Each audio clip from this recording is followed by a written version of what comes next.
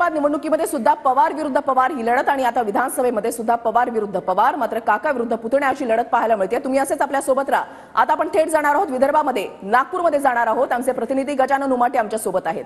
गजानन, सत्तेचं महाद्वार म्हणून विदर्भाकडे पाहिलं जातं, सर्वाधिक जागा आहेत, 62 विधानसभेच्या जागा आणि अटीतटीच्या लढती या पूर्व विदर्भामध्ये, पूर्व नागपूरमध्ये पाहायला मिळतात। काय अपडेट्स?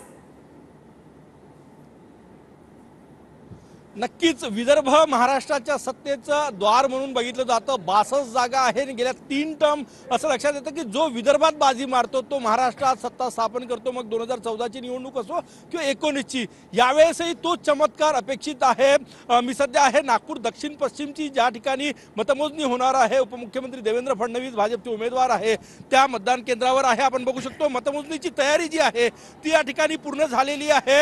या इथे 27 फेऱ्यांमध्ये मतमोजणी पूर्ण होणार आहे। 250 अधिकारी कर्मचारी या ठिकाणी तैनात करण्यात आलेले आहेत। सगळ्यात महत्त्वाचं म्हणजे पहिला कौल हा 8:45 हाती येणार आहे, कारण की सुरुवातीला पोस्टल बॅलेटची मतमोजणी होईल आणि त्यानंतर ईव्हीएमची 14 टेबल्स लावण्यात आलेले आहे। आणि सगळ्यात महत्त्वाचं म्हणजे नागपूर जिल्ह्यामध्ये 12 विधानसभा मतदारसंघ आहे, विदर्भात 62 विधानसभा मतदारसंघ आहे आणि विदर्भात मुख्य लढत काँग्रेस विरुद्ध भाजप अशी आहे। त्यामुळे कोण बाजी मारते, कारण की लोकसभा निवडणुकीत भाजपला महायुतीला मोठा फटका बसला होता, परंतु गेल्या 6-7 महिन्याच्या काळात महायुतीनं बऱ्यापैकी ग्राउंड तयार केलं। आणि सगळ्यात महत्त्वाचा टप्पा म्हणजे नागपूर जिल्ह्यामध्ये 7 ते 8% महिलांचं मतदान वाढलं। विदर्भाच्या इतर मतदारसंघांमध्ये महिलांचं कुठे 4% 5% मतदान वाढलं। तो महिलांचा कौल, लाडक्या बहिणींचा कौल महायुतीच्या बाजूने जातो का, हा सगळ्यात मोठा फैसला आणि त्याचा फैसला साधारणतः 10-11 वाजेपर्यंत चित्र स्पष्ट व्हायला सुरुवात होईल। 8 वाजता सुरुवात होणार आहे मतमोजणीची।